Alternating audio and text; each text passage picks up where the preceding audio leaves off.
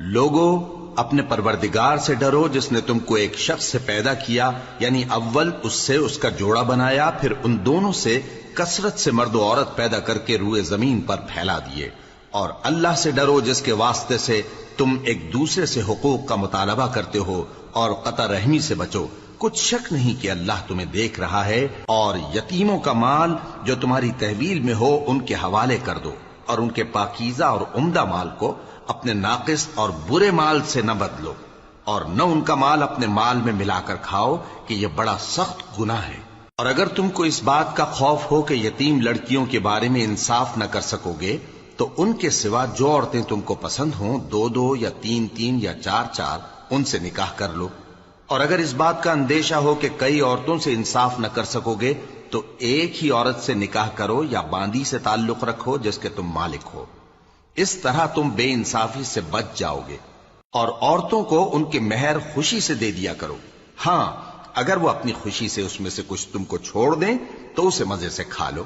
اور کم عقلوں کو ان کا مال جسے اللہ نے تم لوگوں کے لیے سبب معیشت بنایا ہے مت دو، ہاں اس میں سے ان کو کھلاتے اور پہناتے رہو اور ان سے معقول بات کہتے رہو۔ اور یتیموں کو بالغ ہونے تک کام کاج میں مصروف رکھو اور جانچتے رہو، پھر بالغ ہونے پر اگر ان میں عقل کی پختگی دیکھو تو ان کا مال ان کے حوالے کر دو، اور اس خوف سے کہ وہ بڑے ہو جائیں گے، یعنی بڑے ہو کر تم سے اپنا مال واپس لے لیں گے، اس کو فضول خرچی اور جلدی میں نہ اڑا دینا۔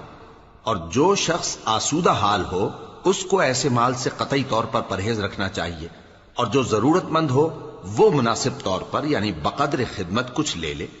اور جب ان کا مال ان کے حوالے کرنے لگو تو گواہ کر لیا کرو، اور حقیقت میں تو اللہ ہی گواہ اور حساب لینے والا کافی ہے۔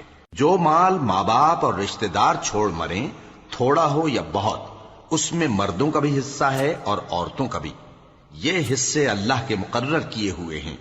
اور جب میراث کی تقسیم کے وقت غیر وارث رشتہ دار اور یتیم اور نادار لوگ آ جائیں تو ان کو بھی اس میں سے کچھ دے دو اور ان سے معقول بات کہو۔ اور ایسے لوگوں کو ڈرنا چاہیے جو ایسی حالت میں ہوں کہ اپنے بعد ننھے بچے چھوڑ جائیں اور ان کو ان کی نسبت خوف ہو کہ ہمارے مرنے کے بعد ان بیچاروں کا کیا ہوگا۔ پس چاہیے کہ یہ لوگ اللہ سے ڈریں اور درست بات کہیں۔ جو لوگ یتیموں کا مال ناجائز طور پر کھاتے ہیں وہ اپنے پیٹ میں آگ بھرتے ہیں اور ضرور دوزخ میں ڈالے جائیں گے۔ اللہ تمہاری اولاد کے بارے میں تم کو ارشاد فرماتا ہے کہ ایک لڑکے کا حصہ 2 لڑکیوں کے حصے کے برابر ہے، اور اگر اولاد میت صرف لڑکیاں ہی ہوں یعنی 2 یا 2 سے زیادہ تو کل ترکے میں ان کا 2/3 ہے، اور اگر صرف ایک لڑکی ہو تو اس کا نصف ہے، اور میت کے ماں باپ کا یعنی دونوں میں سے ہر ایک کا ترکے میں 6واں حصہ ہے، بشرطے کہ میت کی اولاد ہو۔